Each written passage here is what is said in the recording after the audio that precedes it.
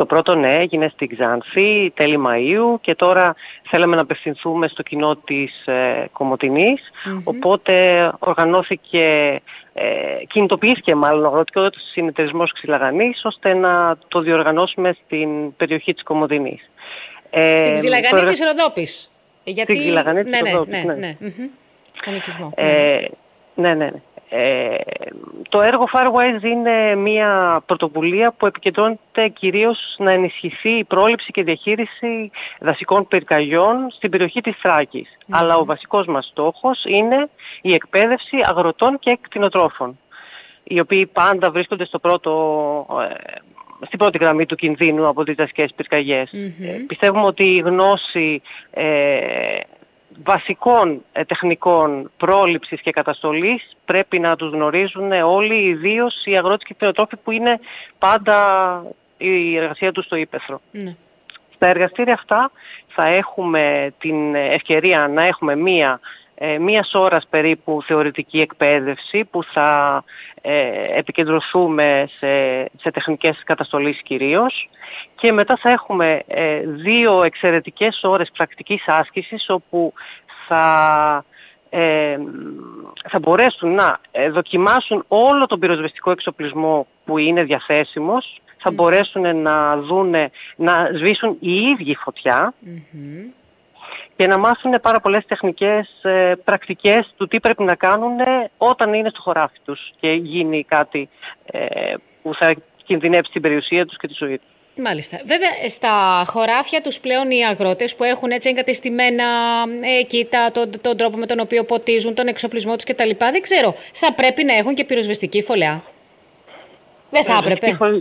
Θα έπρεπε να έχουν. Είναι ένα από τα βασικά κομμάτια του εργαστηρίου. Είναι τι ακριβώς εξοπλισμό πρέπει να έχουν μέσα στο χωράφι τους, ο οποίος να είναι πάντα εκεί δίπλα τους, δεν θα τον πειράζουν ποτέ παρά μόνο σε περίπτωση εκτάκτου ανάγκης. Δηλαδή, για φανταστείτε τώρα, ας πούμε, να κάνει μια εργασία, να φύγει μια σπίθα και να καλέσει την πυροσβεστική. Εάν έχει εκεί τον πυροσβεστήρα στην εγκατάστασή του, εκεί που είναι το χωράφι του, εκεί που έχει την πομόνα του, εκεί που έχει τέλος πάντων όλο τον εξοπλισμό, κάποιον από τον μεγάλο του εξοπλισμό, και θα περιορίσει αμέσως τη φωτιά. Γιατί η φωτιά αντιμετωπίζεται άμεσα εκείνη την ώρα, όταν σβήνει με ένα ποτήρι νερό που λέει ο λόγος, από το να περιμένει την πυροσβεστική, η οποία θα έρθει όσο και άμεσα να έρθει, τον χρόνο της τον χρειάζεται. Ναι. Θα πρέπει εμείς να είμαστε έτοιμοι για το να κάνουμε την πρώτη ενέργεια τουλάχιστον. Την πρώτη ενέργεια, αυτό. Την πρώτη ενέργεια αυτό. Πάρα πολύ ωραία. Έχουν ενημερωθεί οι αγρότες, έχουν δηλώσει συμμετοχή οι αγρότες, κτηνοτρόφοι, μελισσοκόμοι ενδεχομένως? Μελισσοκόμοι βεβαίως, ναι, είναι ευπρόσδεκτοι όλοι του πρωτογενή τομέα. Έχουμε κάποια κινητοποίηση λόγω του συνεταιρισμού, τα μέλη του συνεταιρισμού δηλαδή θα συμμετάσχουν. Λαμβάνουμε δηλαδή τηλέφωνα και email.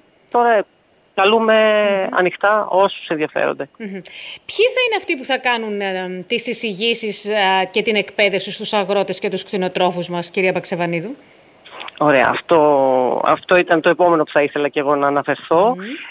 Η εταίροι του έργου μας είναι η Εθνική Ένωση Εθελοντών της Δημοκρατίας της Βουλγαρίας. Είναι ο κύριος φορέας εθελοντισμού δασοπροστασίας στη Βουλγαρία. Έχουν πάνω από 250 κέντρα στη χώρα τους εθελοντισμού. Είναι στην πρώτη γραμμή μαζί με την πυροσβεστική υπηρεσία και τη δασική υπηρεσία στη Βουλγαρία.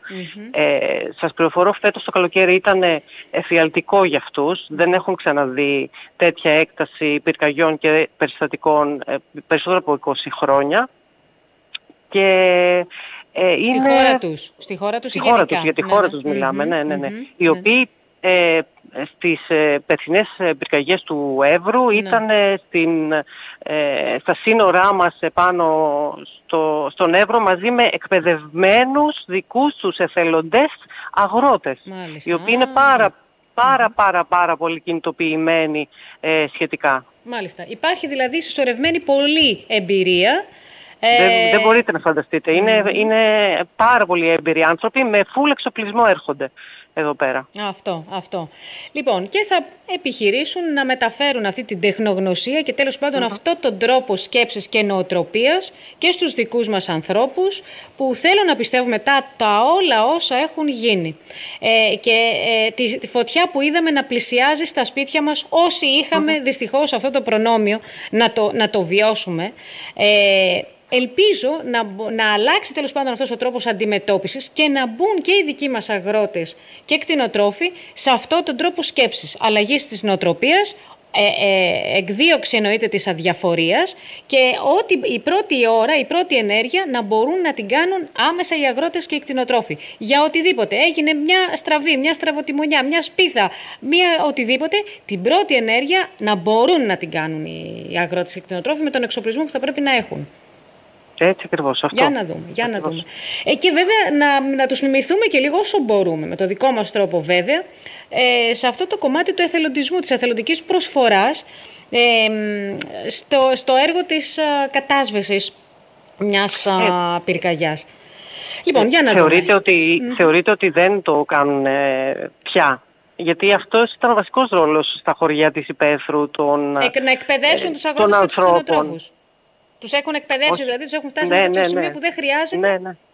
Ωραία. Και αυτό είναι το πρωτεύον. Θα συνεχιστούν τα εργαστήρια αυτά, κυρία Παξεβανίδου, με κάποιο τρόπο? Θα επαναλαμβάνονται ή μια φορά και τέλος? Αυτά ήταν για 2 φορές αυτά τα εργαστήρια, αλλά το πρόγραμμα θα προσπαθήσουμε να συνεχιστεί και του χρόνου, οπότε θα λάβετε και ενημέρωση σχετική. Ωραία. Λοιπόν, πού μπορεί κάποιος να δηλώσει συμμετοχή? Μας ακούει κάποιος και θέλει να συμμετάσχει σε αυτό το σεμινάριο. Πώς μπορεί να το κάνει? Να μας καλέσει. Να αναφέρω τηλέφωνο. Ναι, βέβαια. Να αναφέρω τηλέφωνο τέλος. Να μας καλέσει στο 6977 037 377 και να δηλώσει συμμετοχή.